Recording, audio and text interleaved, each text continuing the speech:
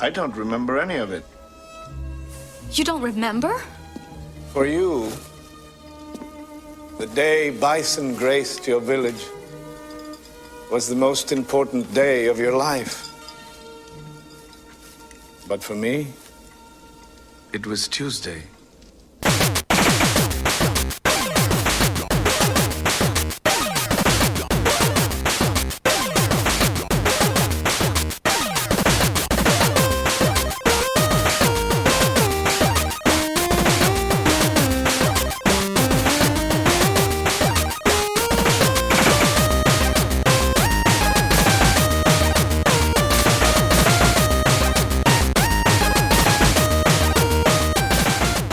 Welcome to the Rated G for Gamers podcast, episode 97. Before we begin, just a quick little reminder that you guys can find us on Facebook, Twitter, Instagram, Google+, and YouTube at Rated G for Gamers. And you can always email us at ratedgforgamers@gmail.com. We appreciate all the love. I'm your host, Dave Rotino. This is my co-host, Dan, the podcaster, formerly known as Classic Robinson. I'm disappointed, Dave. I'm very disappointed. You disappointed? I am. I thought you were going to say... Are you upset? What? I thought you were going to say this is Dan, the man who now has a 60-inch 4K sitting on the wall. Well. Robinson. Well, what I have to say to that is, finally... You've been trying to get me to get a 4K TV for the longest. Yeah, I was like, come on, man. The content is out there. Everybody who says there's not, everybody who says there's no a brand new 4K TV, I get sort of like last year's model. Yeah. For like not like half the price right. on Black Friday. Right. So look, everybody who says there's no 4K content are the people who don't have 4K TVs. And Xbox both have 4K models. There's 4K Blu-ray out there. There's content on YouTube that's 4K. Like, no excuse. No excuse. No, listen, it's awesome. Mm-hmm. So you're enjoying it. I haven't really been playing anything. I'm just jumping the gun. All right. So what have we been playing? I haven't been playing anything because I had to rearrange the game room. You did. Yeah. I was just going to ask you about that. I have a new 60-inch 4K TV, HDR. I have a Sony soundbar to go with it. So I had to mount it on a wall. I had to take down my two 40-inch, HD TVs. Well, sure. So you got to make way for the better tech. So I had some work to do. Mm-hmm. So I had to rearrange. And listen, if you watch The Last Gamer on YouTube, this dude is rearranged. Like he has like the most games. Like he has like the largest game collection, most games in the world. He's rearranged his game rooms and his arcade rooms like 50,000 times. Oh yeah. So I don't feel too bad. So I had to rearrange the whole room. To fit everything. It wasn't a total chore, was it? You enjoyed it. No. I mean, listen, I taking everything down, taking everything apart, taking all the games down, making sure they're in order. Somewhere somewhere in a corner so I can have room to maneuver. That was easy. Putting everything back and trying to plan everything out, got to like vision where you want to put things. That was the hard part. That took long. Yeah. So it's been about a week. Yeah, it's been about since the last show. You can't just go and throw stuff up and go, I'll figure it out later. No. That's just not gonna really work. have to like map it out, plan, see what you want to do, and that's pretty much what I did. Mm-hmm. So the game room, as I showed you a video, the game room is looking on point. Mm-hmm. Mm-hmm. You, my friend, need to post that up to Instagram because people are now going to be curious about the new setup. You know what? I want to post it. I'm thinking maybe I could take a better video. Sure. Yeah. Set it up, get it all crisp, get it all nice looking. So, had to do that. Mm-hmm. I will do that. You know what? I will do that. Either I'll post the video I sent you, or I'll take a new video. Sure. I'm just going to do it. Sure. So the game room is nice and tight. I did play a little bit of Assassin's Creed Origins. Oh yeah. Only because I got the PS4 Pro, I got the Xbox One X. I had it all set up. I wanted to make sure that pretty much the 4K and HDR functions were working. Now that the TV's mounted on a wall, and obviously I have the sound bar as sort of a pass through, which does have 4K HDR pass through. Mm-hmm. Unfortunately, I have the first version of the PSVR, which doesn't have the HDR 4K pass through. Mm-hmm. Yeah, I remember you telling me about that. So I gotta get now. I'm forced. I gotta get the new version of PSVR. But I have that still hooked up just to the original PS4 on my computer monitor, which is on the side of my TV. Mm-hmm. I mean, how often are you really using the PSVR? That's the question. Honestly, I got back into it. I have to say I got into it. So I used it sporadically. Let's just say that. Well, all right. So it's not a huge loss not having it hooked up proper. No, but the wires are a hindrance. Having this long wire, this long cord is a hindrance. I mean, we have to. I can't wait to the point where we can have sort of either like a thinner wire or no wireless. I mean, wireless would be obviously more ideal than anything. Yeah, I mean, less than 10 million wires would be nice. Because the first incarnation was bad. The second incarnation, I think, is a little bit better. The version but still 2. bad. But still bad. Yeah. I mean, it could definitely be better. Yeah, so I've been also playing Assassin's Creed Origins, funny enough. Okay. And I'm starting to get into the story. Whoa! I'll say that. Dave, you were down on this game. Are you finally? Bayek, are you into it? Bayek is my boy. Bayek is my boy. I'll say that. Okay. All right. I'm getting into it. I told you. I really like this game. Yeah. I see where you say it has boring parts. Yeah. And it does. It definitely does. I mean it's a lot of like I did this in every other Assassin's Creed game. It's like, come on. I'm okay with that. As long as it's a different setting, a beautiful setting. I'm in Egypt. Yeah, I mean it's pretty as hell. It is pretty as hell. Although I did encounter some glitches. Some hardcore glitches. Not just like you know, not just the models like clipping through each other and weird shit like that. Like the game legit locked up for a good 2 seconds. Just all of a sudden it just stopped. Yeah, the sound got all fucked up and then it just kicked right back in. There's our explicit tag. Yep. Well, you know. Yeah. It wouldn't be an episode if it didn't have an explicit next to it. I gotta say, I found the glitch in Super Mario Odyssey, and we love that game. Yeah, so just because the game that you love, there can also always be glitches. Sure. What was the thing you found there? Curious. Well, I remember I told you. Well, I don't want to spoil it. Well, I guess I didn't want to spoil it for you. Right. I think I didn't really get into it because you didn't beat the game yet. Oh yeah. So I think enough time has passed, and I've gotten to the. Well, what do you call it? What's the enemy with the helmet? I forgot the name of it. Oh, the charging Chuck or the Buzzy Beetle? The charging Chuck. Yeah, the Chuck. Right, when you're in the castle, right, and you got to take charge. You got to like take possession of the charging Chuck, and just go through all the boulders that are coming down at you. Yeah. The charging Chuck charged at me, and he was stuck in midair. Oh. So I couldn't take possession of him because he was stuck in midair. I had to redo the level. Oh, that's funny. Yeah. So there are glitches in every game. No game is perfect. There will always be glitches. But I think Assassin's Creed Origins deserves like sort of a higher rating than what most people. It deserves the game. It deserves people to actually play through it because I think it's a really good game. It has boring moments in the beginning, but once you level up and you get to all of Egypt, you'll see like this game is worth it. I really like it. So, Dave, have you had any good pickups lately? Well, I'm jealous. I'm jelly. You picked something up that I wanted to pick up as well, and totally forgot about it because I had to work. Well, so did I, but I made it happen, man. I had emergencies at work. I was helping out. I was helping out a fellow coworker, and I still managed to buy it. So I don't know what your excuse is. I was doing two things at once. Let's see. I work in real estate. I had about a couple of deals that are worth about $4 million get screwed up and needed my attention. You can't just sidestep your work for like 10 seconds, go to limited run games, pick up Double Dragon 4 and River City Melee, and then get back to it? I think you could have. No, not when people are calling you screaming, and then you got to problem solve and fix whatever issues that are going wrong. Listen. Being the elder of this group, I have to And teach you are you the definitely ways the of elder. multitasking.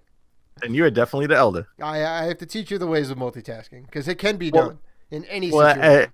and being, the Mhm. younger statesman, I'm going to teach you how to get it easily at PAX East. All right, we'll see. Look, I'm not going to sweat bullets because I got them already, so I'm good. You got it already. I'm good. And I So, have the yeah. game too. I have the game on my Switch and my PS4. You don't have the digitally. physical though. You need to get the physical. Well, let's see how many times you actually play the game on your PS4. I will play it to completion and beat that game. Don't worry. And I'll it's take gonna that have an challenge. online mode, How long too. do you think it'll take you to beat that game? Wait. Say it again. How long do you think you'd take it to beat Double Dragon 4? How long do you think it's going to take me to beat Double Dragon 4? I don't know.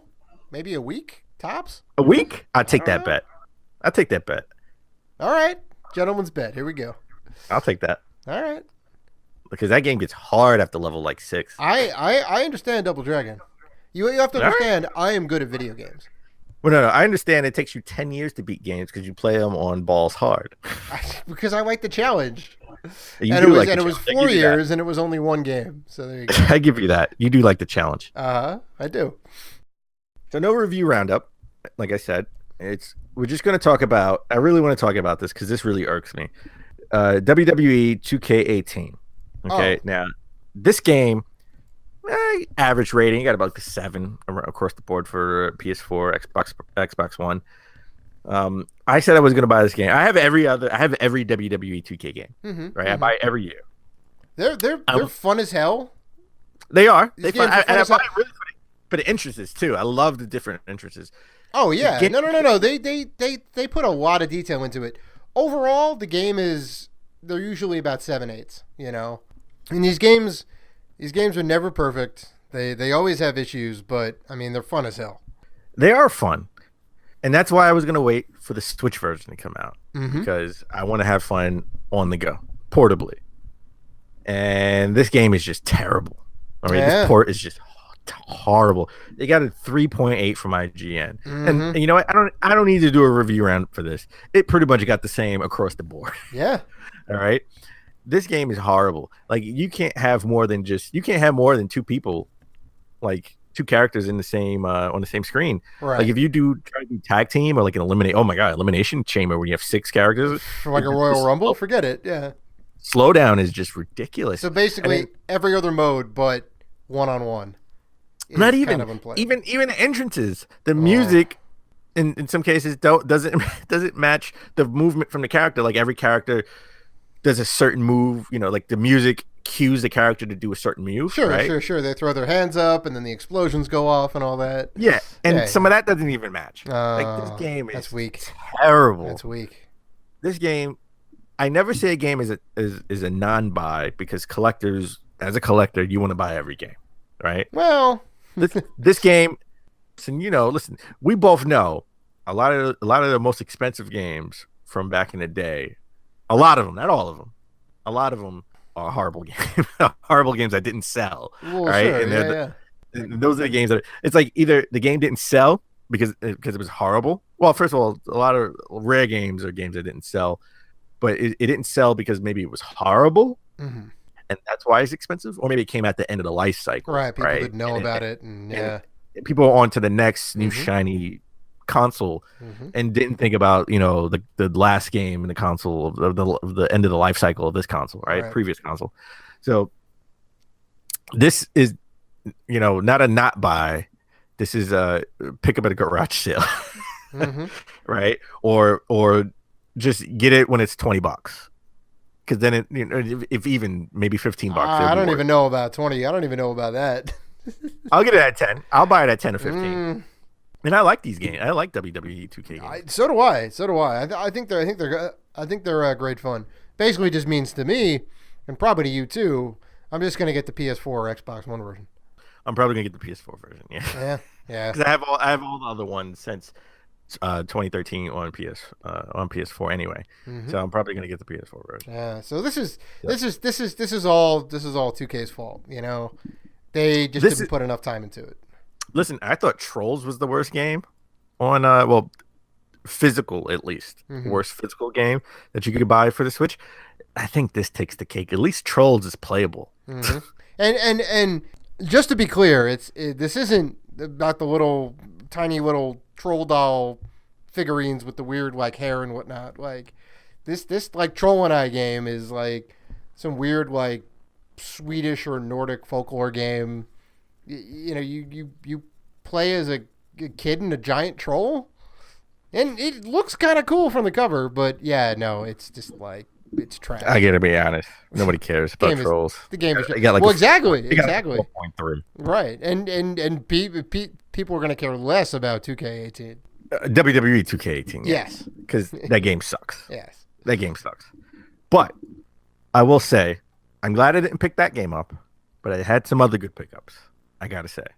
So I did pick up Teenage Mutant Ninja Turtles 2 and 3 for the NES. Because I already had one. Remember that Siberia game? 1 and 2 came out for the Xbox, and then 3 just came out for next gen. Yeah. It was originally a PC title ported to the Xbox. Yeah, so I have it for I have it for Xbox One. I have 3 for Xbox One, but I also have the DS version, and they came out with a collection for the PS3 in Europe. So I have that as well. You have the PAL version. Very nice. Yeah, so I have that. Nice. I'll pick that up. I picked up Breakdown for Xbox. The OG Xbox. Breakdown. I got that. Oof. Yeah. That's a game from way back. I got Ocarina of Time, Zelda Ocarina of Time 2DS. That was a Black Friday exclusive. Of course, I didn't get it on Black Friday. You wanna talk about ugly consoles? Right there. I don't think the console's ugly. Stop it. It's not ugly. No, look. It's really green. I'm not trying to brown. I'm not trying to fan the flames because I know we talked about it. I believe last week you threw some shade at the Super Nintendo 3DS, which is great. Your only new gripe, 3DS, right? New 3DS. Your only gripe about it is that the power button and the reset button weren't raised off the top. Which yes, it wasn't actual buttons. It should have been actual buttons. Yeah, and yet you're gonna defend this green and yellow 2DS. Like not even the clamshell, not even the XL one. It's like the straight up like Etch-a-Sketch board. Ugh, I'm not about it. That's a hard pass for me. It's a good system. Okay, all right. I like the system. The colors, it's a little off. It's not, it's not bad. It's not good. It's really green. Yeah, it is. And yellow and brown. Yeah, it is. It's really green, yellow, and brown. I don't think it's that ugly, but I've been in the market to buy a 2DS. Right.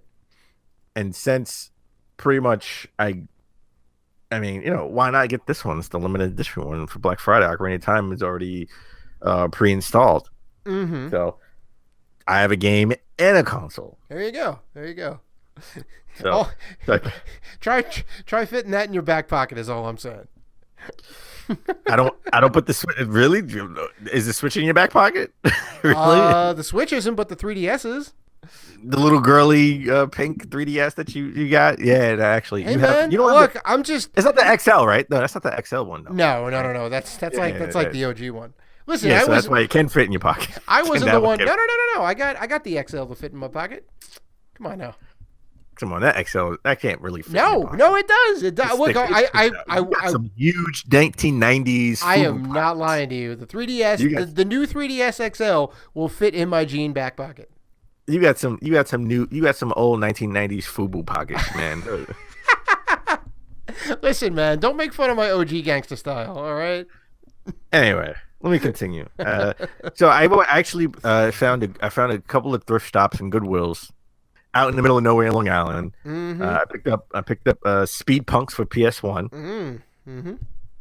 I picked up a bunch of different various video game magazines, but I never really find in the wild, to be honest. But they were like 50 cents so I figured I'll pick them up. They were like Game Pro, Game Informer from back in like early 2000s. Yeah. But I did find Spiral 2 for the PS1. Okay, it was the greatest hits edition, but that game is still like $40, and I got it for like $5. So that was a great pickup for me. Yeah, nice. So, I mean, I did not pick up Double Dragon 4 for the limited run, but I will get that game at some point. I will get that game. PAX East, I'm coming. Like every PAX East we've ever been to, limited run games booth is the first thing I go to when we get in. I will get you up early. We will be at the gate, ready to go. It probably is going to be in the middle of a snowstorm, but I will be up and out the gate. All right, why don't we take a break? When we come back, we're going to talk all about the Game Awards, and we're going to talk about PSX.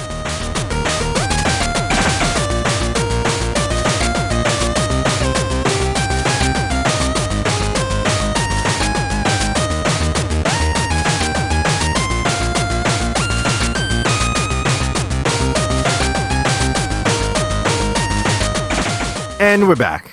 All right, let's get into it. We got the Game Awards. It's so weird to call it the Game Awards and not the Video Game Awards. Jeff Keighley. It's just the Game Awards. Jeff Keighley talked to Spike. Short and sweet. Get the VGAs back. I like saying the VGAs. I miss that. So we had the Game Awards. We had PSX happen over the last couple of days. But let's start with the Game Awards. Let's go over all the winners for the Game Awards. All right. Let's go big. Go big or go home. Let's go big. Let's go Game of the Year. Legend of Zelda: Breath of the Wild. Of course. I think we called this one, right? Oh, I think we did. I think we called most, if not all, of the ones that we kind of singled out. Well, no, you know what? Before. You know what? Best narrative. What Remains of Edith Finch? Sleeper hit. Yeah. I love that game. Didn't think it would actually win. I know. Yeah. I mean, I think just about all of these are pretty. Are pretty safe picks, and they're the right picks, I think. You know, the best handheld game, no surprise. Metroid: Samus Returns. Yeah, that game was fantastic. Best VR game. This one was a sleeper. This one, because you didn't have to play it in VR. It wasn't a VR exclusive. Resident Evil 7. Biohazard. So that was the best VR game. Best action game, Wolfenstein 2. Right. I think we called that too. Best role-playing game, Persona 5. Ooh, yeah, sure. Best fighting game. I called this one, baby. Injustice 2. Yeah, you know, I was thinking Tekken was going to take it, but no, they gave it to Injustice 2. It does have a crazy good story. The story mode is definitely on point. And you know what? I think this was like the best anticipated game. I think this was voted strictly on fans. I mean, I don't think this was like, no offense to everybody else who was nominated.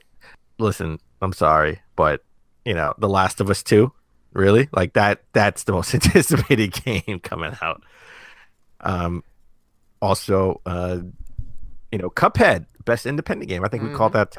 I mean, that was a no-brainer. I think Cuphead brought back like best art direction. Yep. You know, best indie game. Well, like in like best debut indie games. It took home 3 awards last at the Game Awards, so that was pretty good.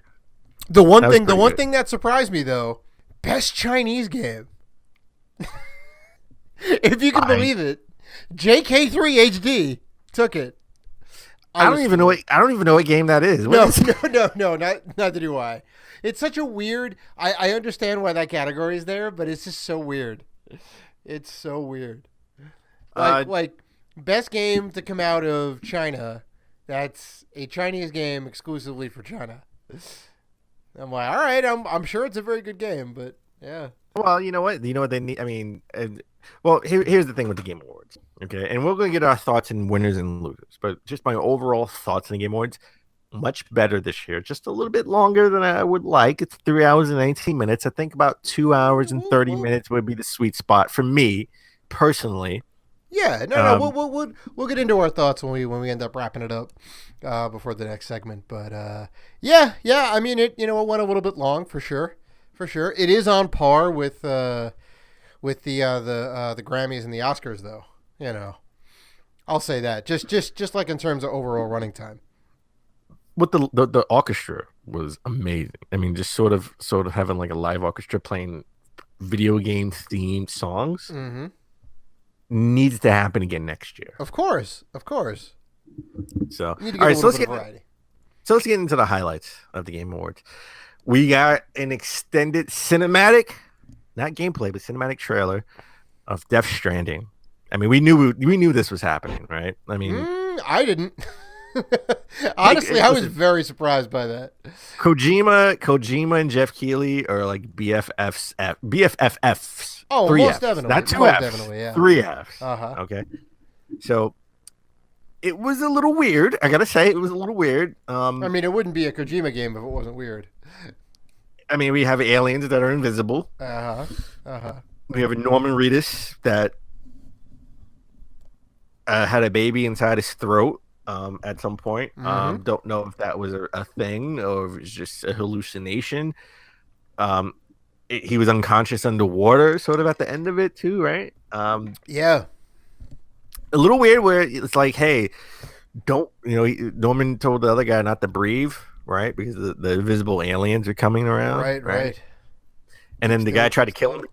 And then when when the other guy dropped the baby and they picked him up by his legs, so he's upside down, he tries to kill himself and he can't because he's like stabbing himself in the chest with a knife and he can't kill himself. Yeah. Oh, it's A little weird. Yeah, A and little then they have those like the weird packs that they wear in the back, and they have like these like spinning blades, which I guess are like some sort of radar.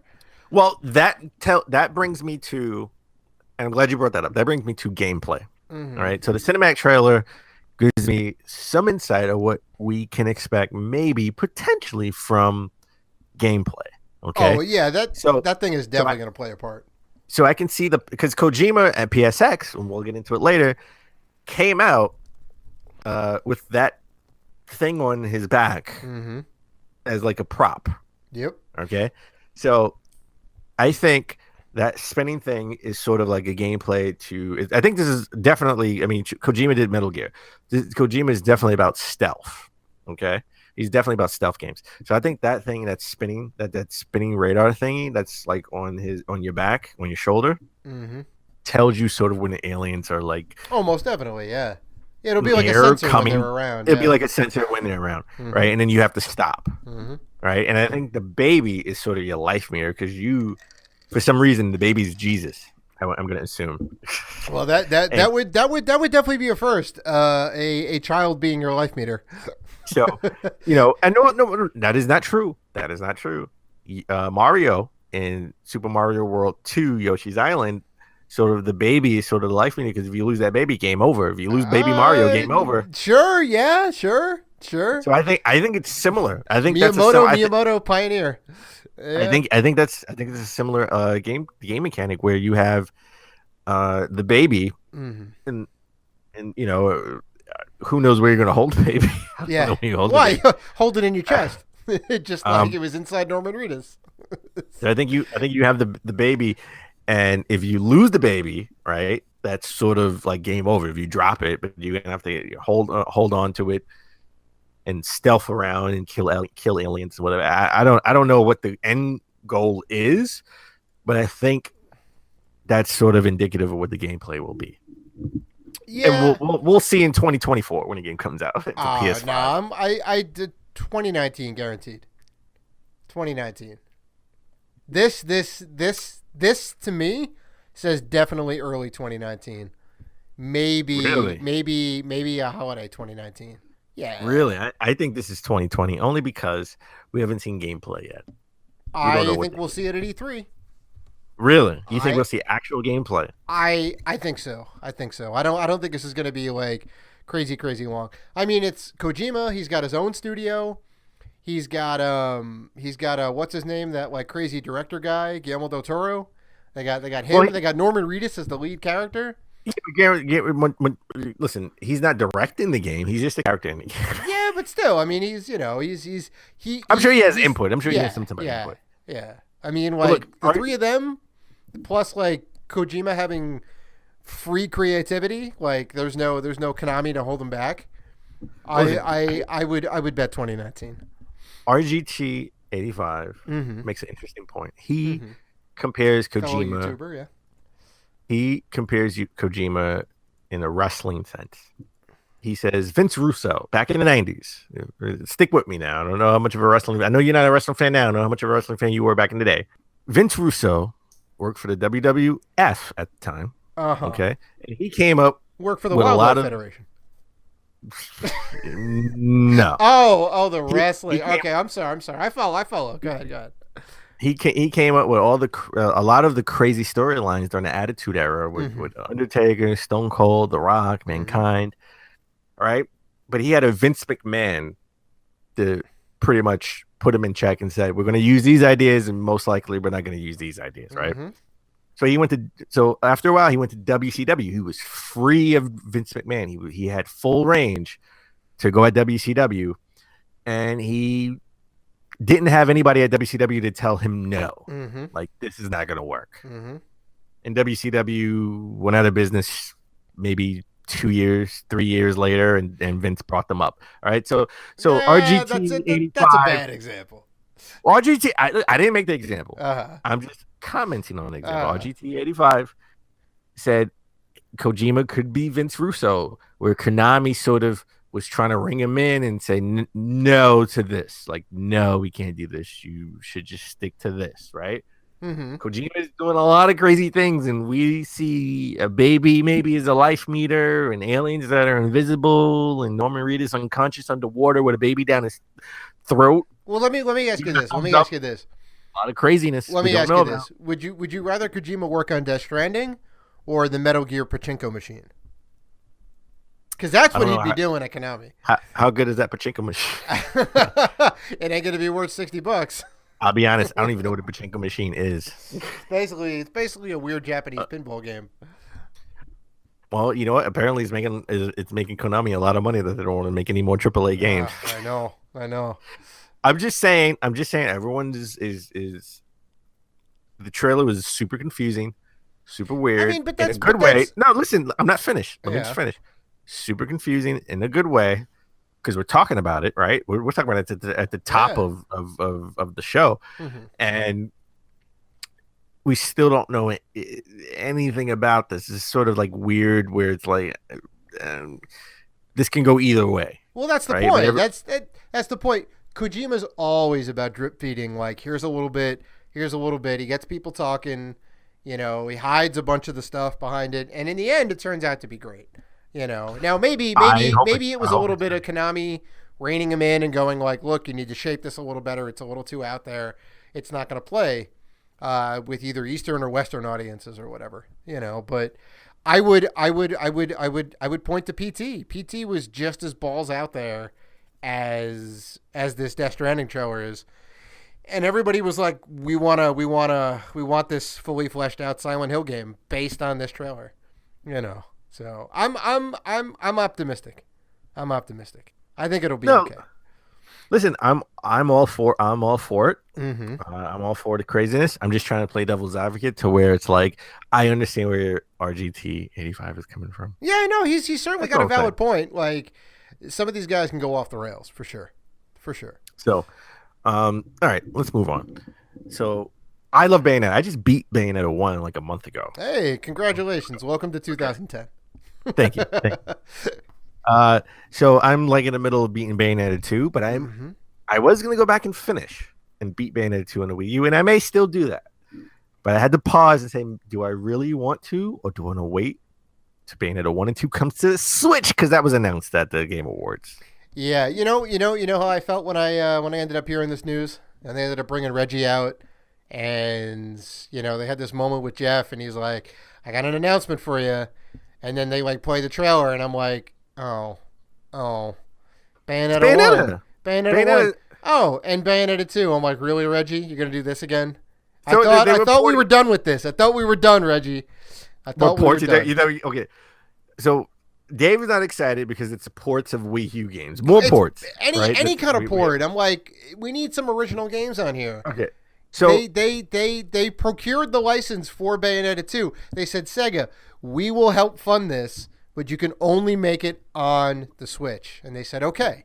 And it was fantastic, and it sold well. It didn't sell that well. Okay. I mean, that's why they're coming out. That's why they're making another port for it on the Switch. But that's not what I'm not mad that they're making. I'm not mad that they're porting another game to this. Well, another 2 games to the Switch. I'm mad. You want to know what I'm mad about? The collector in me is mad. Okay, I'm Oh, mad. you're butthurt because Europe is getting another special Europe, edition that we're not getting. Europe and Japan are getting another special edition steel book. Okay, tarot cards and stickers for the Bayonetta 1 and 2 collection special edition. I'm mad about that. I gotta be honest. I am mad about that. So why can't this be across the board? America, Europe, and Japan. Just doesn't make any sense. That's that's a very good question. I don't know. Japan, but Reggie didn't just come on the Game Awards to announce another port. He announced Bayonetta 3 exclusive for the Switch. Oh, in development. Oh, he did. He did. I was all like, "Come on, Reggie, that's the best you got. That's the best you got." So I definitely got played. I definitely got played. I think a lot of people got played because everybody thought that was it. And Reggie's like, "Nah, I wouldn't just come on here and say we're porting games yet again to another system. No. And that was awesome. I love that. I mean, you know what would have been better if you would have said, not only are we porting Bayonetta 1 and 2, we're porting the whole James Pond collection to this. No, I'm joking. Oh my god, we were just talking about that off camera, and oh my god, if anybody wants to look up a weird ass franchise, look up James Pond. Wait, did you say James Bond Jr. or James Pond?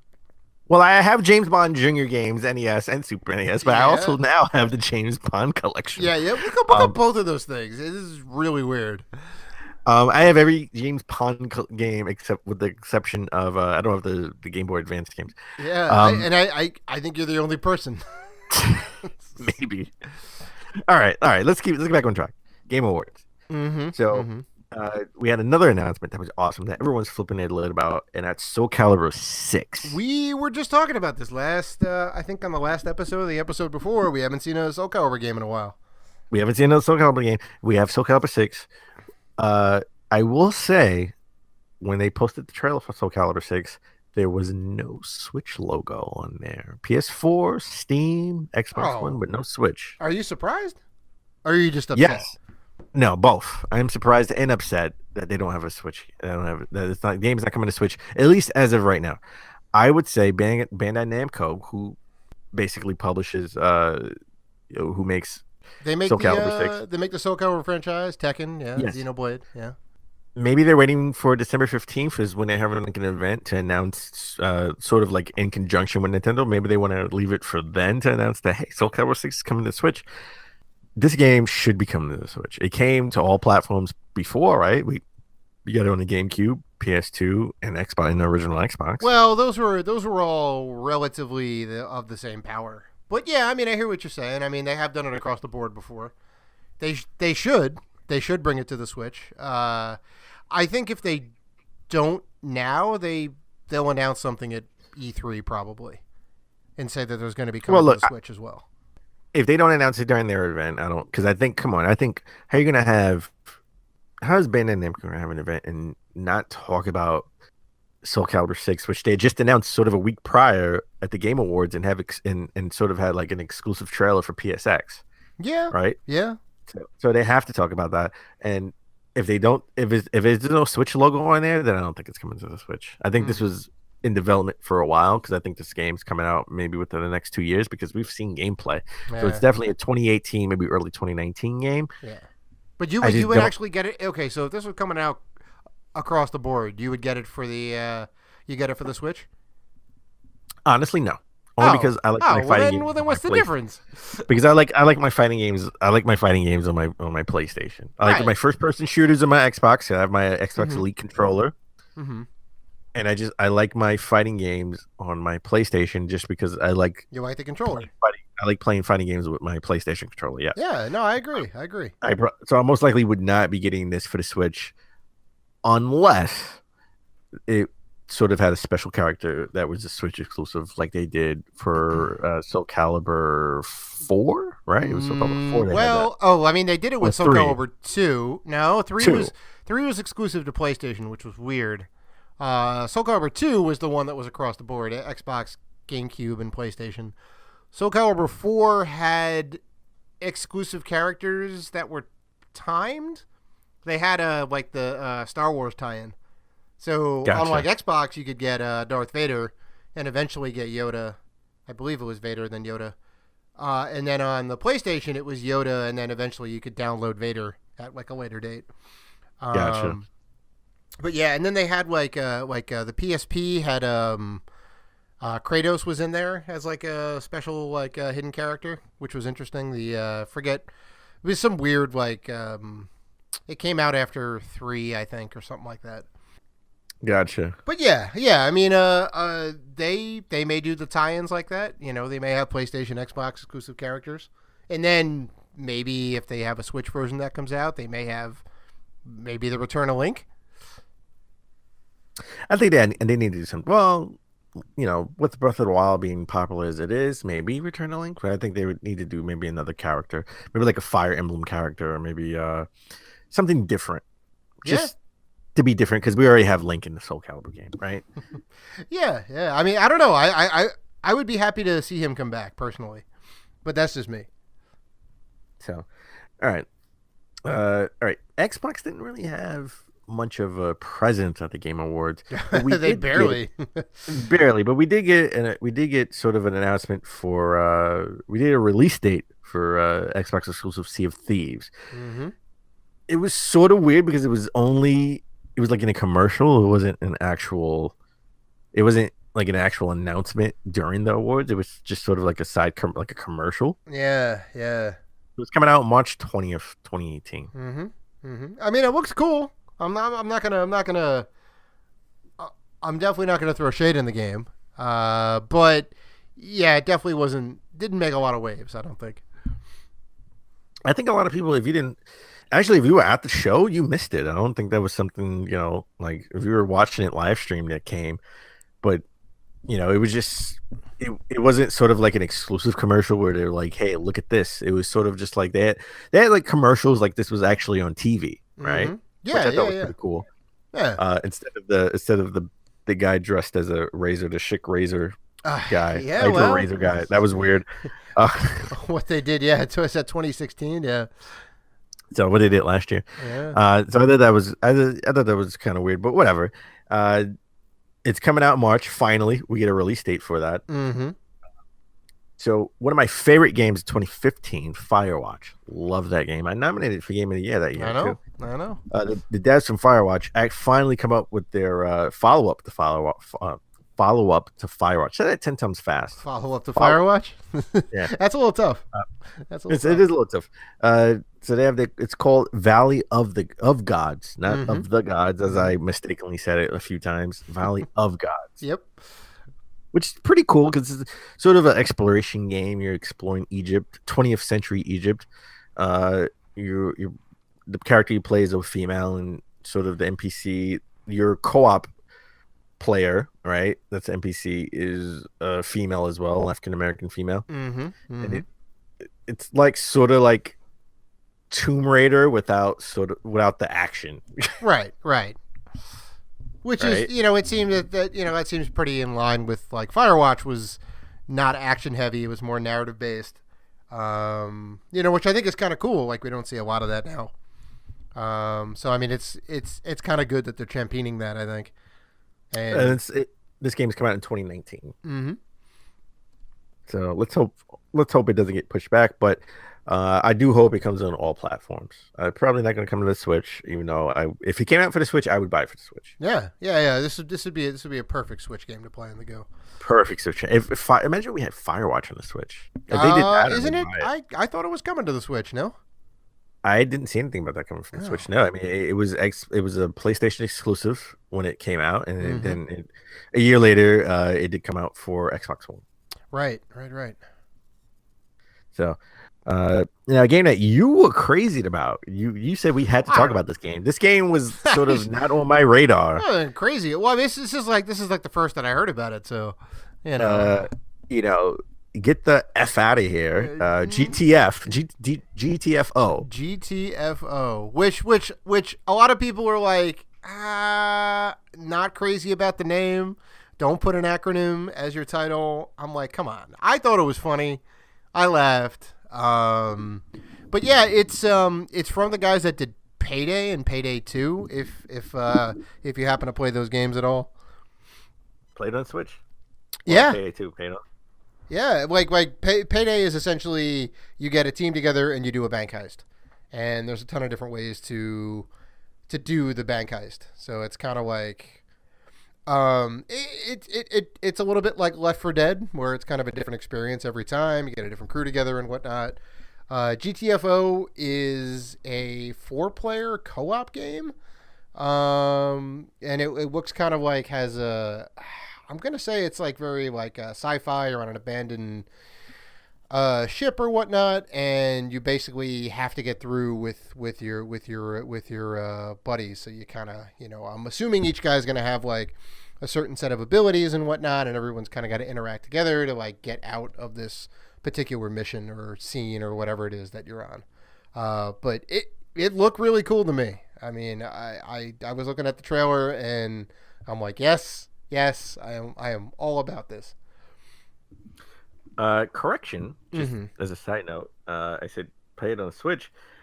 If you can find it, because it says coming winter 2017.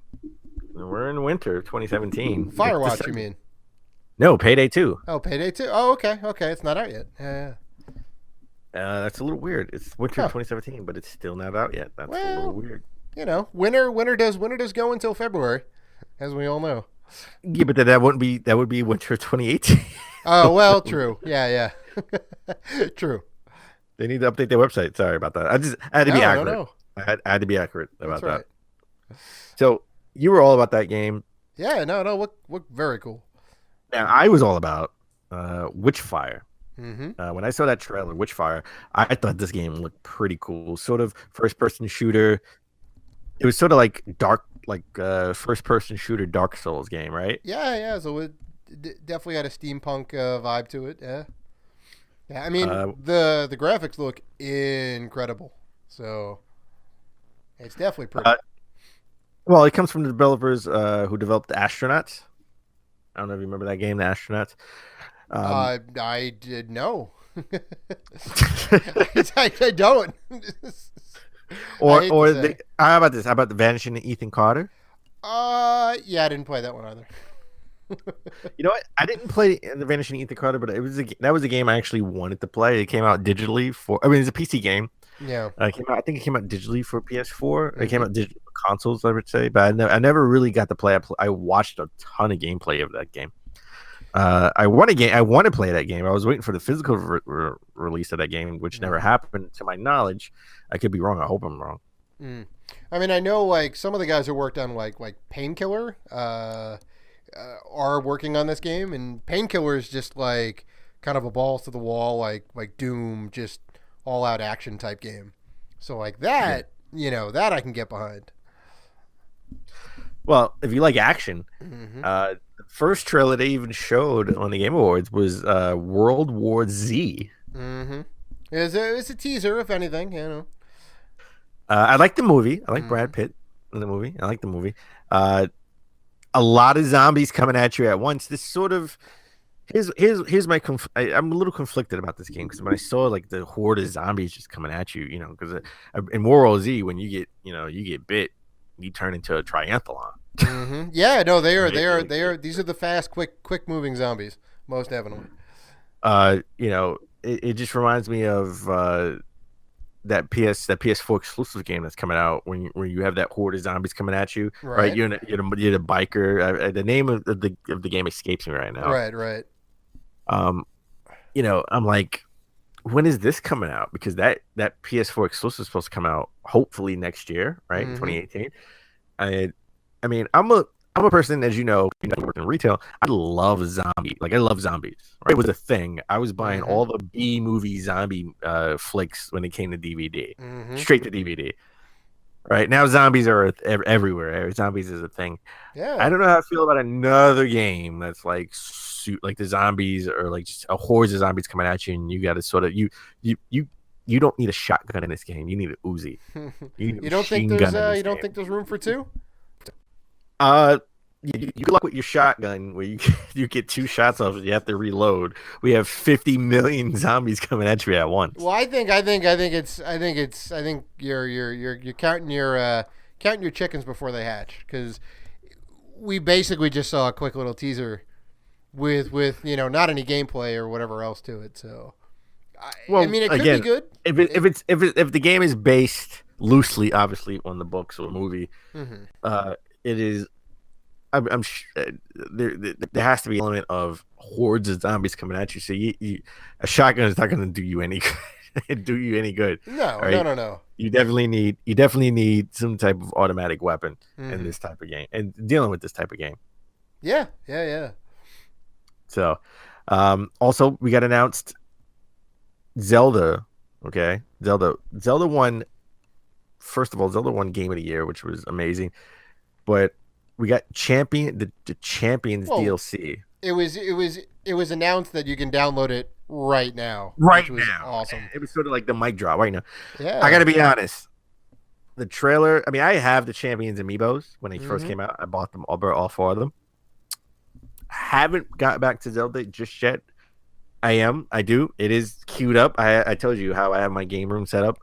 I have like all the games I'm playing right now are like on my coffee table, and like a bunch of games that like I need to play, that need my attention, that I want to play next, sort of like is on a side shelf. So Zelda is on that side shelf. I need to get back into Zelda. I need to beat it. All right, I beat 3 out of the 4 you can Divine play all the Beasts. DLC without beating it, I think. Yes, you can. But I want to when I get back into Zelda, I want to like get back into Zelda. Right? I want to do everything. I want to do all. I bought the DLC, right? So I downloaded it. I have it ready to go. Yeah, man. I don't know what you're waiting for. I have so much on my plate right now. I got to finish Assassin's Creed Origins. I got to finish just Horizon get back Zero into Dawn. it. Look, you're basically like right at the end of the game, so you can go and beat Ganon. You can do some of the extra stuff, and you can get the damn Link cycle. You can ride around on the Link mobile. Well, that was another thing they announced. If you beat the Champions DLC, Link gets this crazy looking motorcycle. Yeah. They got mixed reactions. I gotta say, they got mixed reactions. A lot of people were just like, this sort of like kills the dark flow of the game. I mean, it is very out of place. I am not going to deny that, but it looks badass. I'm fine. I'm fine with that. I think it looks okay, and I'm down for popping wheelies over the hills of Hyrule. To popping wheel. Yeah. So basically, they sort of explained it like, hey, all the champions sort of, when they went into battle, they had they sort of had their divine beast. Link didn't have a divine beast, but this was sort of like his divine, the cycle, the motorcycle. Which it's a decent explanation for sure. Well, and when you actually get an extra divine beast in the game. Right. I mean, I think they said that there was going to be another dungeon to go through. Yeah. And this makes Mario Kart canon because the motorcycle is called the Master Cycle Zero, which is what it was called in Mario Kart. Oh wow, that's funny. It's all connected. So now Mario Kart is canon. It is now canon. Does that mean that Mario is going to take his Odyssey ship and go to the Hyrule Kingdom? You never know. I mean, listen, he may have DLC. He may be able to find 100 moons there. That. I mean, I know we're only joking, but I would kind of be down for that. That'd be cool for the crossover. Yeah. I gotta say, I'm a little bummed out for the Mario Odyssey crew, because Mario Odyssey won like Family Game or something like that. Sure. I mean, Odyssey is great, and you were like, this could possibly win Game of the Year because it's so new and so fresh in people's minds, and that makes sense. But Zelda, man, any other year, it's a better experience. Yeah. Any other year, Mario would have claimed house at the Game Awards. Yeah, 100%. Would have claimed house at the Game Awards, but because of Zelda, I just felt sorry for the Odyssey crew because, like, listen, Yeah, they were Zelda definitely was they were Zelda definitely was, second fiddle. yeah, they were definitely second fiddle at the Game Awards. So, um, there was the Game Awards didn't have, in my opinion, didn't have any awkward moments like it had in years past. Well, But it had one moment that was pretty funny. I gotta well, say. it was a little weird.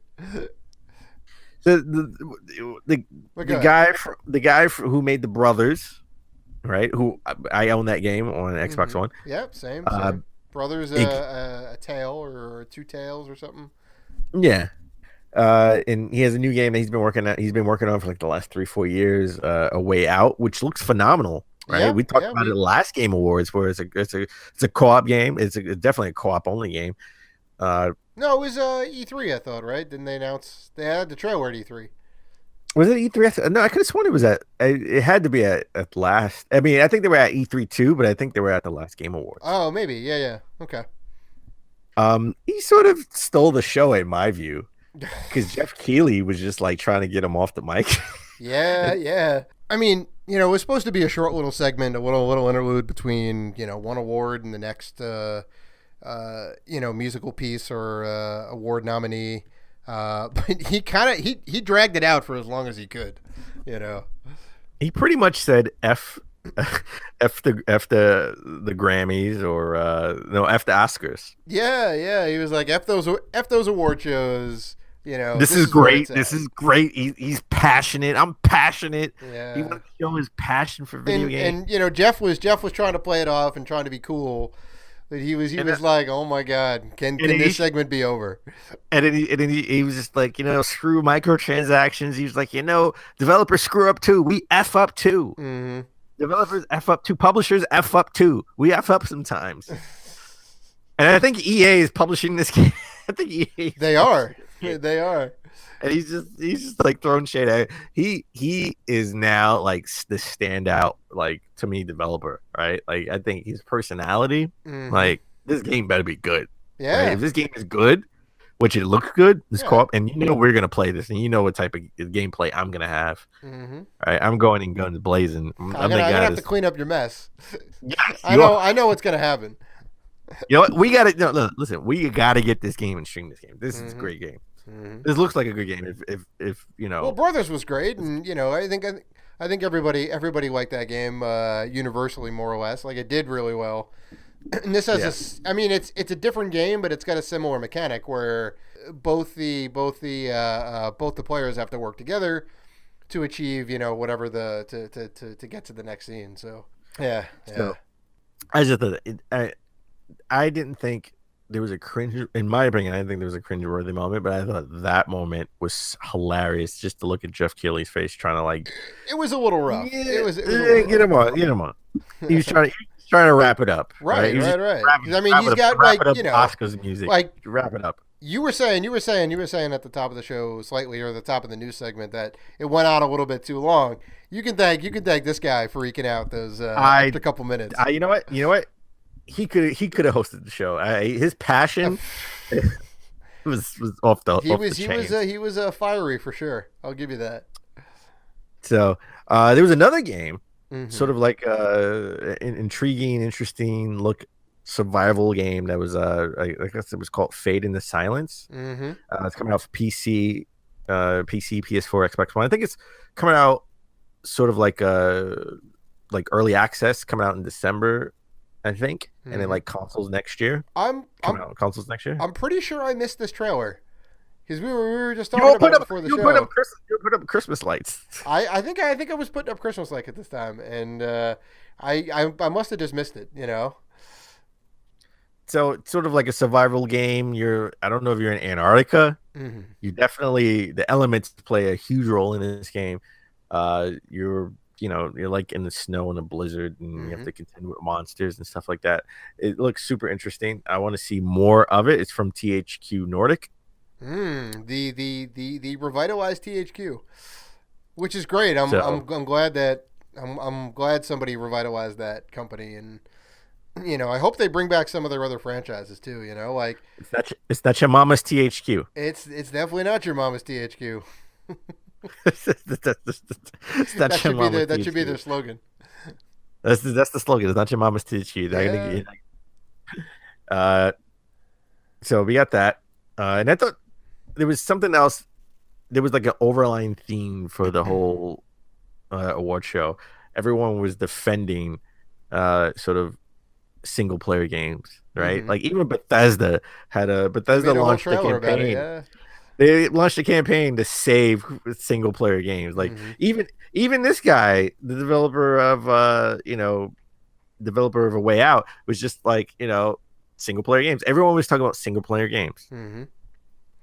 As they should, like, because everyone's like, everything's online now and it's all connected and this and that. Nah, sometimes it's just fun to have a single player, story driven video game, And if you think about it, Bethesda, all their games, all their success has been single player games. Skyrim, Wolfenstein, Doom.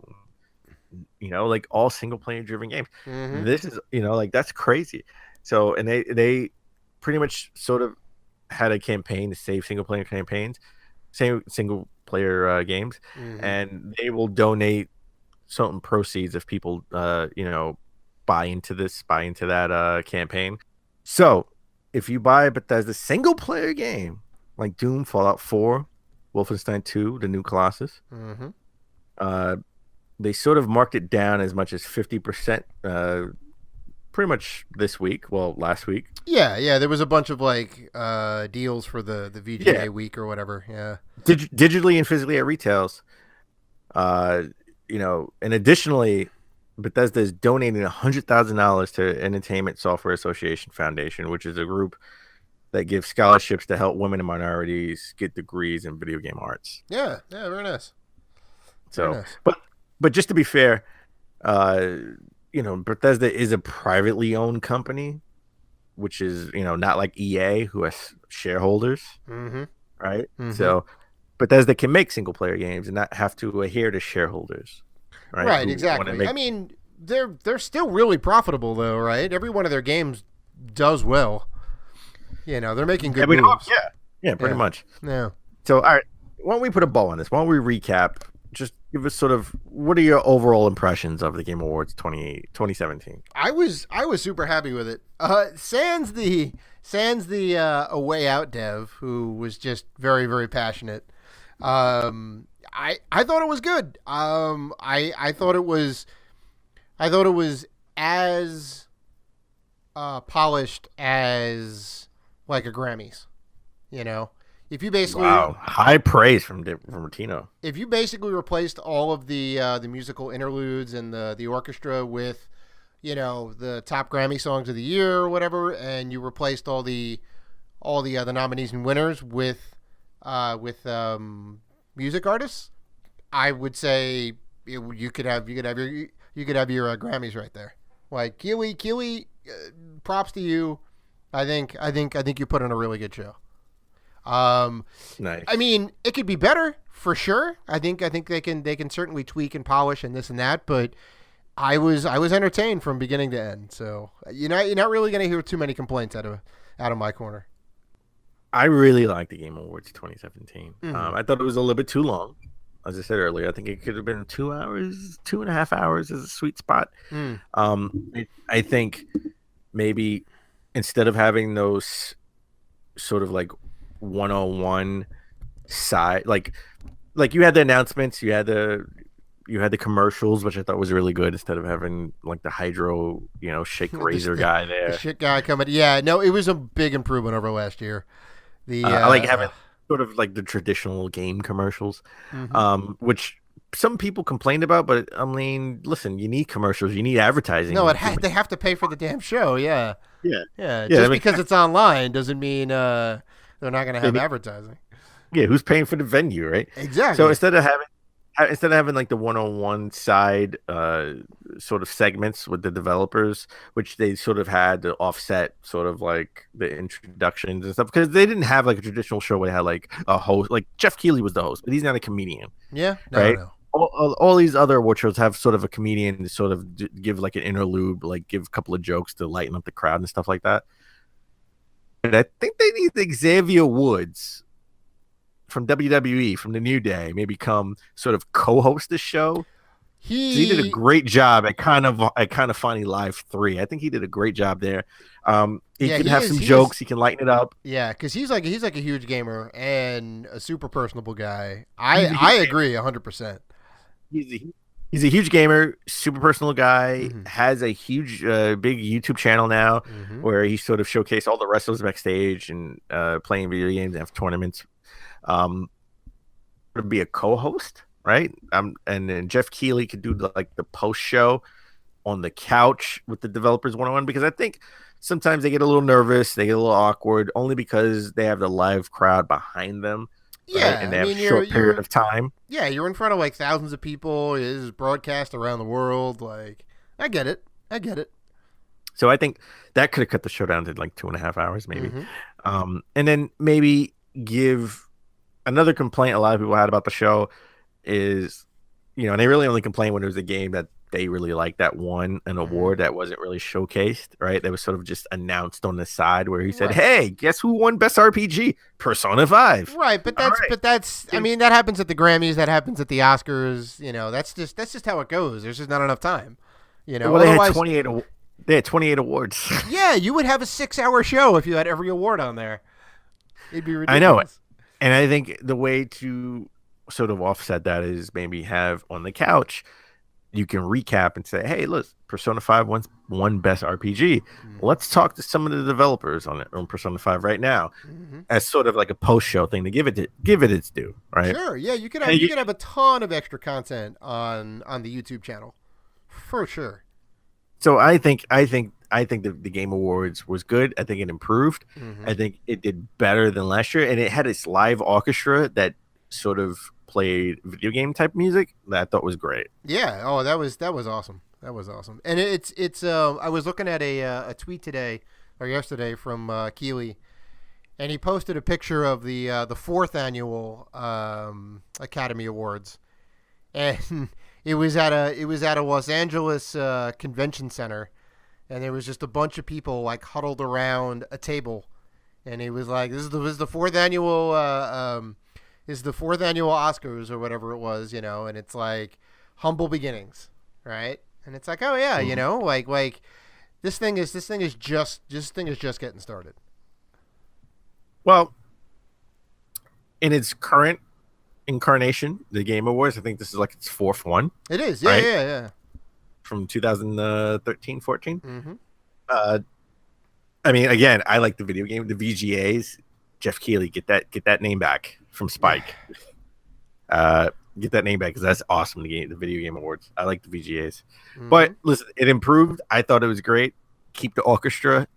Maybe do a lot more of the one-on-one with the developers on the couch post show, maybe, and where you can really flesh out some of the smaller awards and give them their due. So I think that's how I would make the show better. Yeah. So all right, let's get into the news that wasn't Game Awards or PSX related.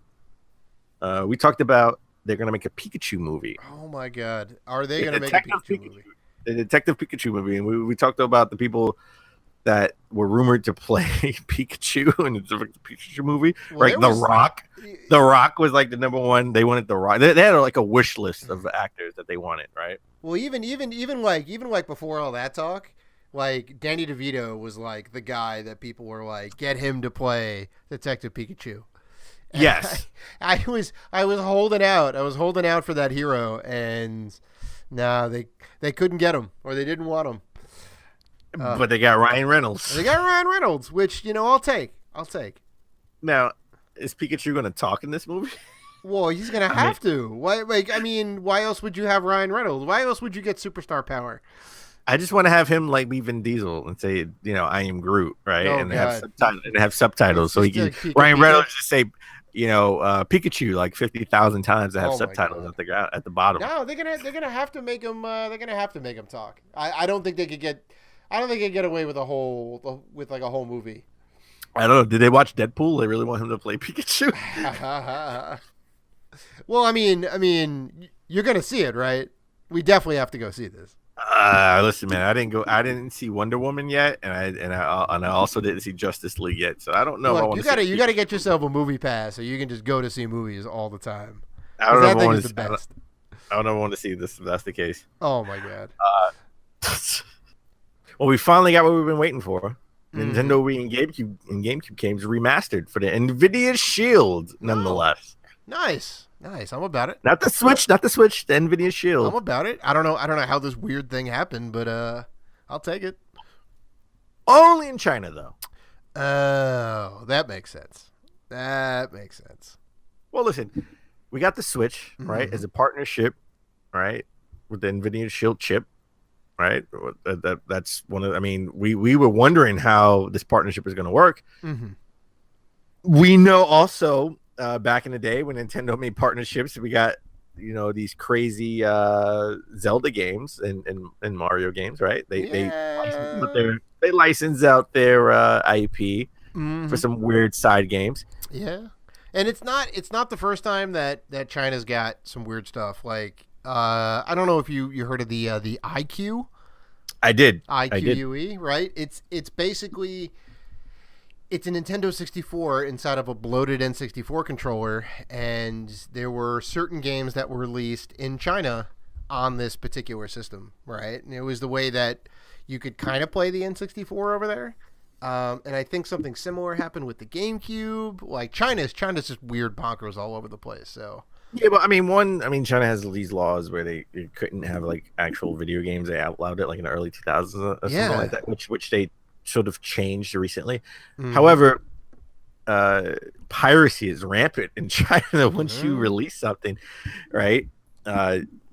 Pirating games in China is like apparently like a thing, and I understand this is their way of sort of getting around that, right? Because they're not putting out individual cartridges; they are putting out sort of like plug and play systems, right.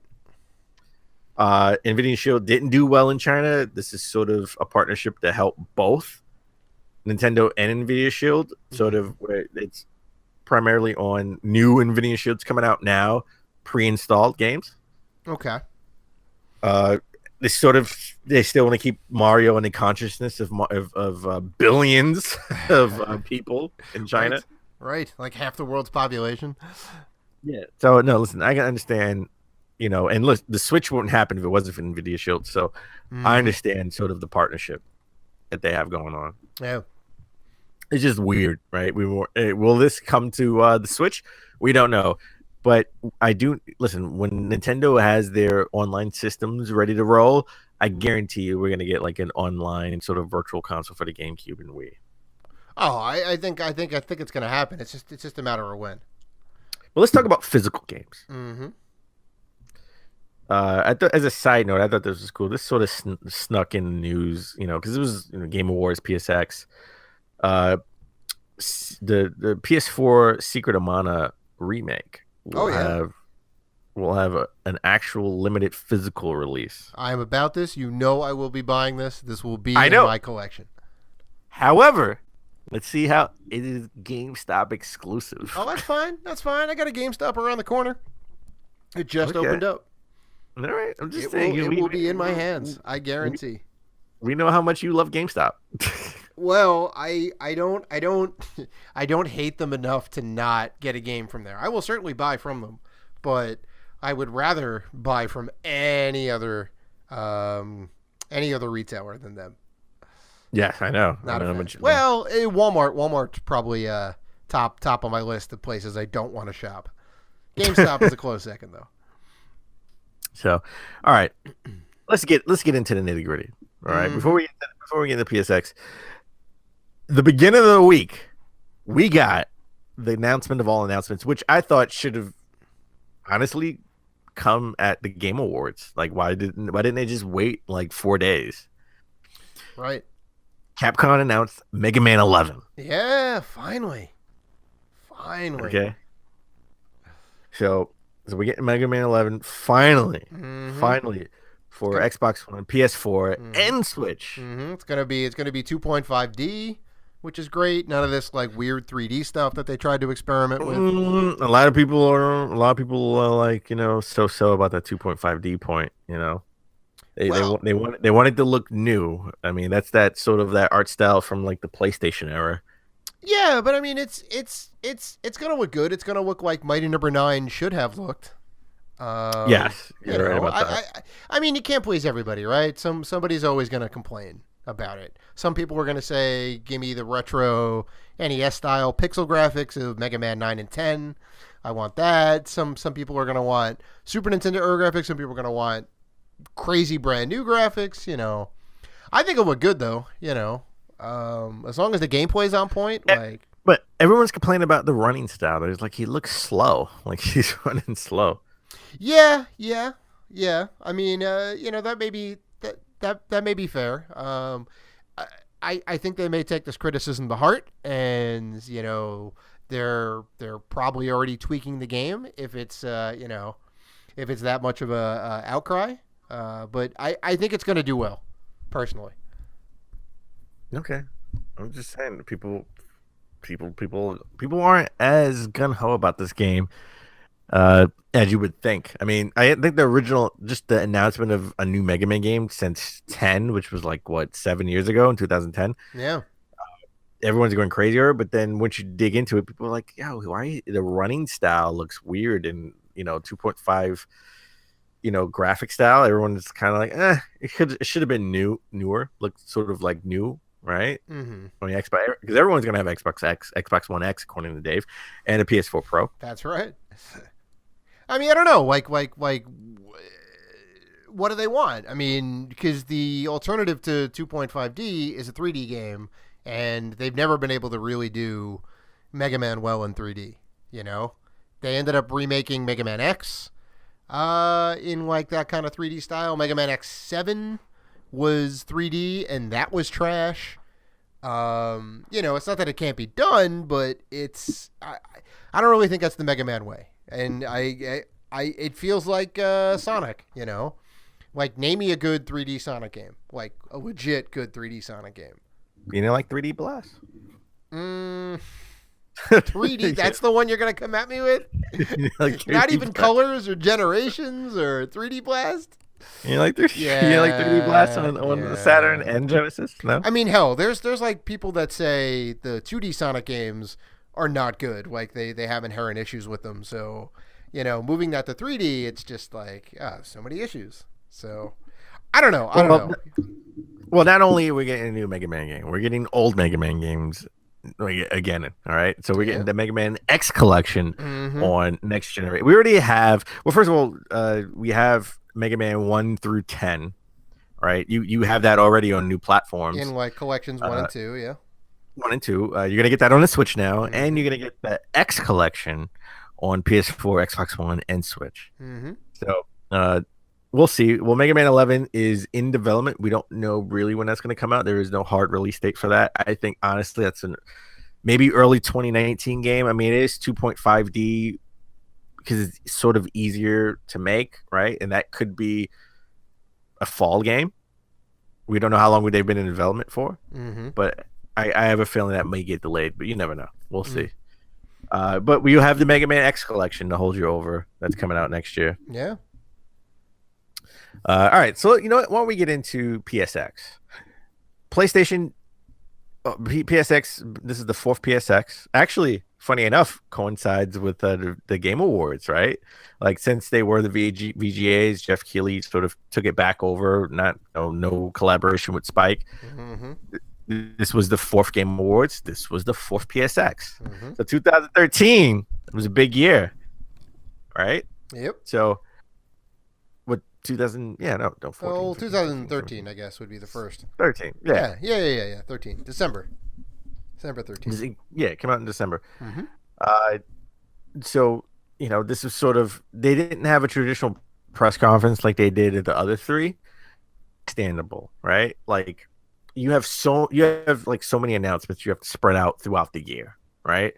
And they sort of hyped it as sort of like E3 2.0, which it kind of fell short of that. I mean, they did have a lot of announcements, a lot of game trailers, but they shouldn't have hyped it as E3 2.0. A lot of that stuff they could have waited for until honestly, it could have waited the show here at PSX. I don't know why they wanted to show it at Paris Games Week, but there's so many shows now. It's ridiculous. I don't know. Like, there's so many shows. Like, they don't need a special announcement for every show. Like, I think we're spoiled as gamers, especially this year, because this year has been sort of, I think, can arguably be called like one of the best years of all time in gaming history. Yeah, no, 2017 monumental year. But let's get into it. They didn't have a good they didn't have a traditional press conference. A lot of interviews, a lot of one-on-ones. Are you sort are you of upset? like a post show? Are you upset that they didn't? No, honestly, no. I'm not upset. I'm not upset at that. I think well, put it this way: I'm not upset that they didn't have a press conference, but I think they could have sort of kept that press conference that they did at Paris Games Week and did it here. And it would have had a bigger impact than it did at Paris Games Week. Yeah, sort of. Okay, and I think not having a press conference gives a little more, because like you have the press conference, you're going to put the heavy hitters out there, right? Well, the Ghost of Tsushima. Remember, Ghost of Tsushima was revealed at Paris Games Week, right? We didn't know what Insomniac was doing. They could have held that. Well, yeah. I think they could have. I think they could have held that until PSX, and I think it would have had a bigger impact. I think people would have go bananas over that. Well, I mean, right? they had those are hardcore PlayStation fans. So they had some more info on it at the PSX, right? Like we got a little more insight. We got a little bit more gameplay. Yeah, so there was some nuggets to reveal, because I mean it was just a teaser. You know, it was, but I think it would have been more. It would have been more impactful if they would have waited until PSX, and at the same time as the reveal talked about the game, right?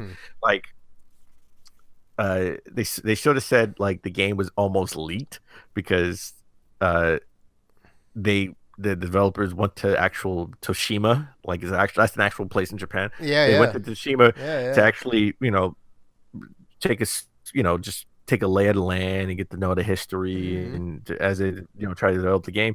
And the local newspaper picked up on that and posted a story about that apparently that didn't leak. That it didn't leak because it's sort of like their own little. It was a tiny little local paper. Yeah, it didn't get out into the open press, right? Oh, that's funny. So they were scared that the game was going to leak, and it didn't. So that was kind of crazy. I think that would have been it would have been a bigger story. Like it would have had a bigger impact if the game was announced and revealed in a big press conference at PSX. Personally, well, they didn't have any press conferences here though. They would have had to rework it. No, I mean a short press conference. They don't have to have a big press. It's their show, right? It's their event for PlayStation fans. It could have been 30 minutes long. It didn't have to be anything big. Sure. I mean, I'm actually I'm happy they didn't do the press conference, because what I was trying to say before is you have your press conference, right? You're going to put all the heavy hitters up front. The Ghost Tsushima, the new Grand Theft Auto announcements, the God of War, Spider-Man, all that stuff, right? All of the indie stuff gets lost in the you'd be lucky if you get like a montage trailer. And have your game in there for like 1 second. Well, that's what I'm trying to say. Like, I think as you sort of like, spread out all the announcements, E3, obviously, you want to be top heavy. You want to have a great, not just a show as far as, announcements, but you want to put on a good show, right? Because it's a trade show. And then you have all the Japanese games for Tokyo Games Week. And I think PSX is where you sort of have two announcements for two of your games. You have gameplays of all your other games, and you announce all the indie games, right? Like, just imagine how big of an impact it would have been, bigger of an impact, I should say, how it would have been at PSX if we would have got Ghost of Tsushima, right? Like they sort of end the press conference with Ghost of Tsushima, new game from a new game from a developer for PS4. I mean, a Sony developer. You start the press conference off with all your exclusive indies, right? Guacamelee 2, we got extended gameplay that I think that should have been announced at PSX. Personally. Yeah. My personal. Yeah, but I mean, what would happen at Paris Games Week? Would they have no presence, or You know, as Microsoft and as did this year or any other year or even Sony. Sony really didn't do anything last year at Paris Games Week. It was no press conference last year, right? So I think they should have saved that press conference for PSX. Personally, that's just my personal opinion. Yeah. I mean, like to that, not to get like too deep into it, but like I think it's it's a bit of a balancing act, right? What do you have ready to show versus what do you want to show versus what do you want to save for the next upcoming game thing? Because E3 is like slowly losing its flame, right? Like 5 years ago we never had the VGAs. 5 years ago we never had PlayStation Experience. 10 years ago I don't think we had Paris Games Week. So there's just to correct you, we did have the VGAs 5 years ago because it was on Spike. Well, no. I mean, talking about the current incarnation, like the VGAs we had before were trash. I'm talking about the Game Awards proper, where it's now a respectable, good game show. Well, yeah, past 4 years, yes. Yeah. I mean, we didn't have as many. Yeah, I'm just saying we didn't have as many venues, so it was easier to be like, we'll just save everything for E3. Or we'll make an announcement mid-year if we want to, But everything's being spread out, just like, we don't have the big three networks anymore, right? There's all these little niche outlets. So, I don't know. I think you're right. They probably would have had a bigger impact at doing it at their own, like, PlayStation Experience.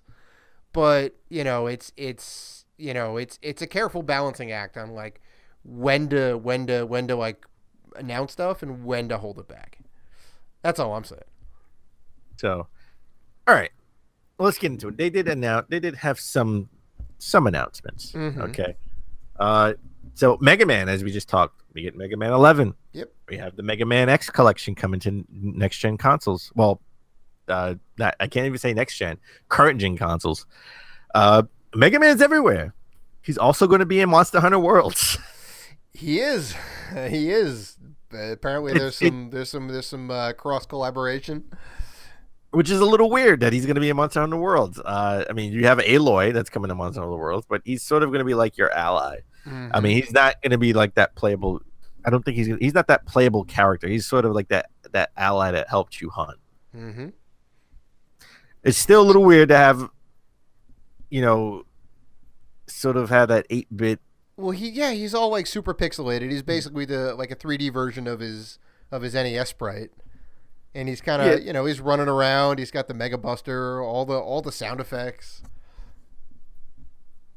Yeah, it's just weird to have a 8-bit pixel Mega Man in this realistic looking game. I mean, can he be my ally, my hunting ally, while I play as Aloy? Maybe. I mean, that would be cool. I mean, it's obviously fan service 100%. I don't know how the hardcore Monster Hunter fans are feeling about this. I haven't really read too much about it. Personally, I would rather him not be in there. Like Aloy is so much more of a fitting crossover. Well, instead of hunting robot dinosaurs, she's hunting real monsters. Yeah, exactly. So no, she fits in the world. Mega Man just looks a little weird. Yeah, agreed. So, all right. Go ahead, you can say it. It's still weird to see an 8-bit Mega Man. I know. It's a little weird. All right. Something that everyone that's a PlayStation fan has been clamoring for a long time is, let us change our PSN name. Now, Greg Miller, formerly of IGN, currently Kind of Funny, when he was on Beyond, they had a segment, the worst PSN name, to try to, sort of egg PlayStation to do what they can to have people change their PSN names. And they continued that tradition with PS I Love You XOXO. And, they don't really do it anymore. But at PSX, they sort of hinted to, maybe next PSX, Sean Layton, president and CEO of Sony Interactive Entertainment of America, sort of hinted to, you may not be asking me this question, PSX 2018. Oh, yeah. So, I mean, listen, when PlayStation created their online structure, I'm not a coder. You are. I'm not a coder. Mm-hmm. I don't think they ever anticipated people changing their names. Well, now, obviously, they made their structure to where it was difficult for people to change their names. Well, so I can definitely speak a little bit to this. It is very difficult to handle usernames and whatever else. Like, one thing I can say, like, slightly tangential. Whenever you fill out a username and they bark at you for having like a space in your username, you're like, why? Why can't I have a space in my username? Right? This seems fairly innocuous. Like, why didn't they account for that? It's like a whole other thing, right? You have to quote every time somebody puts in a username. You have to wrap it in quotes to make sure it gets saved properly. It doesn't think it's two different things. The code doesn't get effed up and all that. There's just a lot going on. So that's like one of the things there, right? So if you take like your username, right, and you have a friends list, right? So now that username is associated with all these other people, right? And there's probably a user ID behind the scenes, which is what it uses, and then there's the username, which is displayed for everybody. So if you say, I want to change my username, right? Easy enough. But then you have to account for all the different relationships, right? Where it's every one of your friends lists that has your name saved. You have to resave all of that stuff with the new name, pull that in. Like, it can be a bit of a nightmare. So, like, I get where they're coming from, but Microsoft has been doing it since the 360, I think, since the end of the 360, for a fee, for like $5 or $8 or whatever, you could go through the process and have your name changed if you didn't like your name. Well, I gotta say, historically, Mm-hmm. and Microsoft, I mean, they're a software company, Mm-hmm. right? So historically, their hardware design wasn't, too, much to be desired, but the software was always on point. Yeah.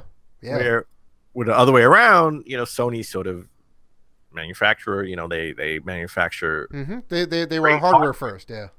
Hardware first, where the software, some of it's the PS3 design, right? The software design, the UI, could have been a lot better, right? Which they fixed on the PS4, right? Great. It's a lot better, yeah. It's a lot better, but when they designed the software for their online structure, I'm assuming not assuming, it's pretty obvious they never accounted for people changing their screen names. So no. I mean, so it's probably coming. It's a long time coming. Fans are going to be happy about it. So, there you go. So for all you Mr. Potato Head 6969s, stupid. You'll be able to change your name soon, hopefully. All right, let's get into the games. So we knew we were gonna hear PSVR stuff. Of course, right? We had to. We're not hearing any Vita stuff. That's dumb. No, yeah, Vita's going to the grave. Especially now that the Switch is out, all the indie demos are going there. Yep.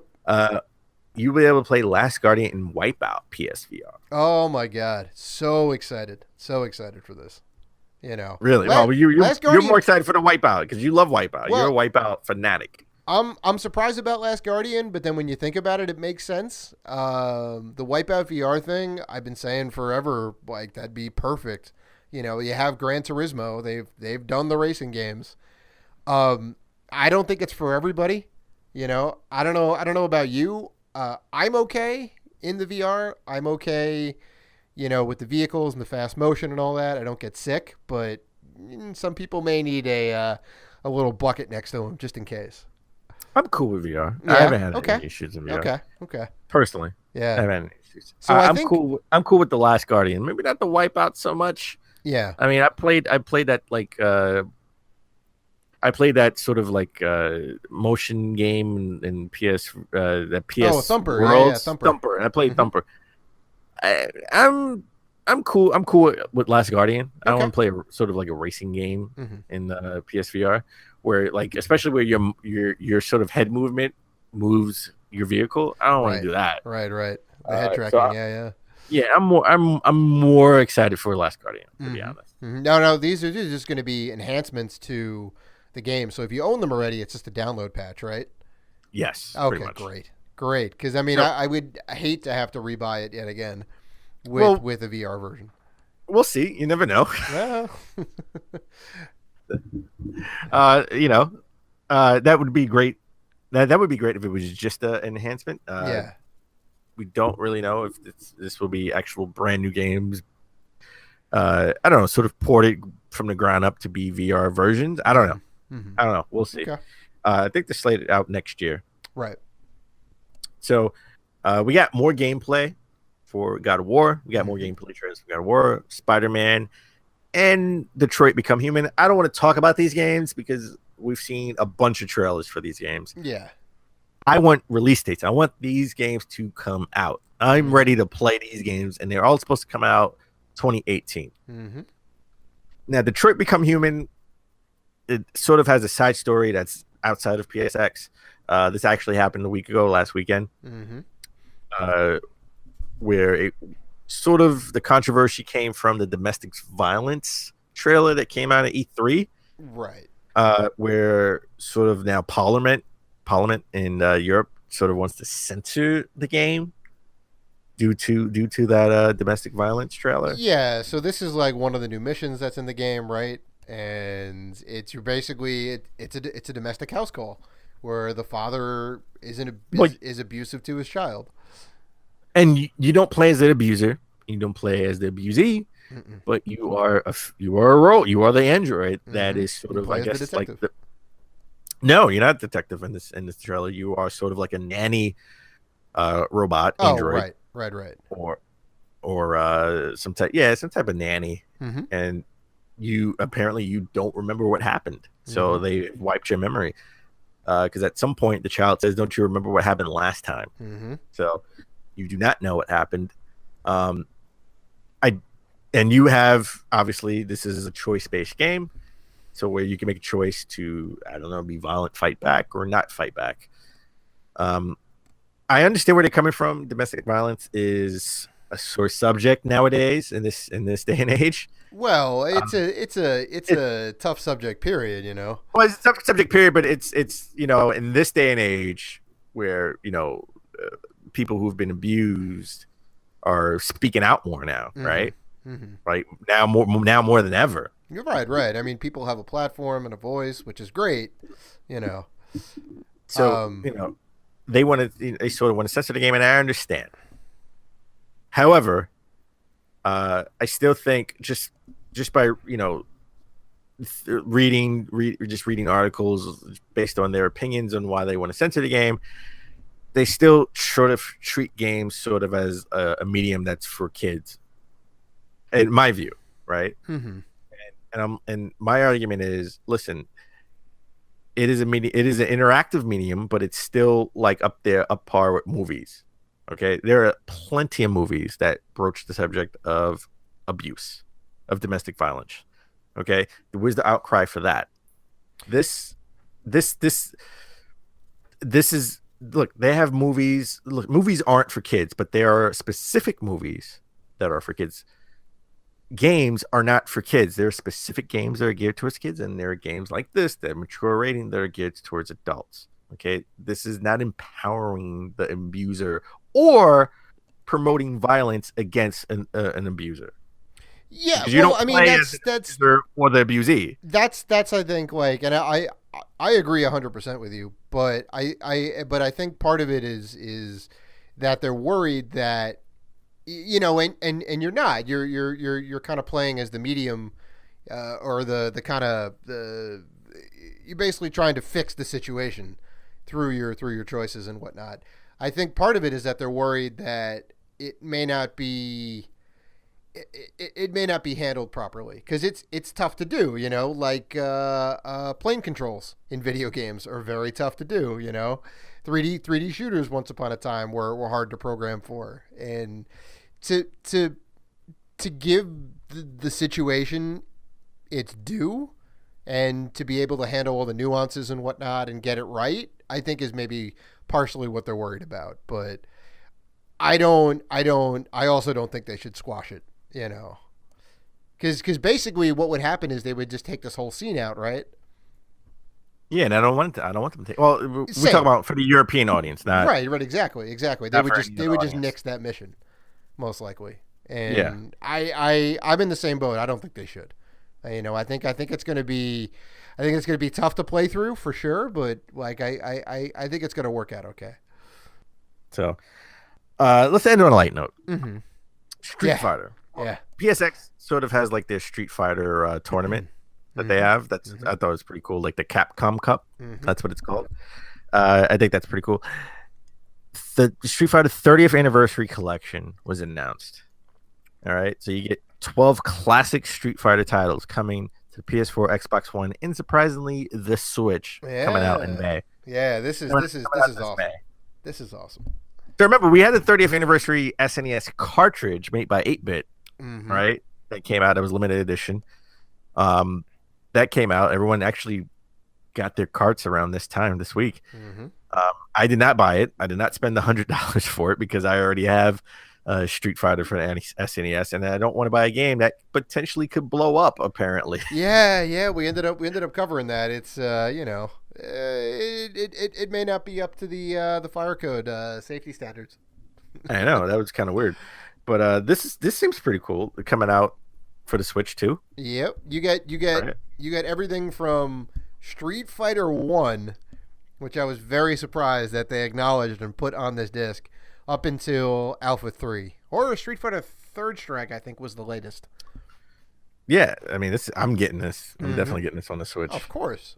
It's got everything on there. It's great. And some of them have online play, which is awesome. So I'm kind of looking forward to that. So just, again, a little disappointed that PSX didn't have. I think Ghost of Tsushima would have been, again, would have been big. Would have benefited more from an announcement at PSX than Paris Games Week. But I like the way they sort of handle. They sort of want to condition you not to expect big announcements at PSX because they want to spread it out throughout the year, right? But I still liked it. We get a Beyond podcast from IGN. Greg Miller did not do a podcast this year, but sort of hosted the 10-year anniversary of Uncharted panel. That was kind of cool. Which was kind of cool. They sort of made PSX more this year, at least more of panel. It was all panels. So I thought it was cool. We got game trailers. They focus more on any games. Pretty cool. Next year, I hope they do a press conference, and hopefully next year we can actually make it out there. Yeah. Oh, that'd be great. It's always a little tougher on this time of the year, the holidays and all that, and balancing work and vacation time and all that. But if we can manage it, I think it'd be great. That'd be a good weekend to spend out in California. That about comes to a close on episode 97. Thank you for sticking with us. We know it's been a bit of a long episode, and thank you for being a listener for all these years. You can find us on Facebook, Twitter, Instagram, Google Plus, and YouTube. If you want to show some love, it's at Rated G for Gamers. You can always email us at ratedgforgamers@gmail.com. So please like, listen, subscribe, and as always, keep gaming.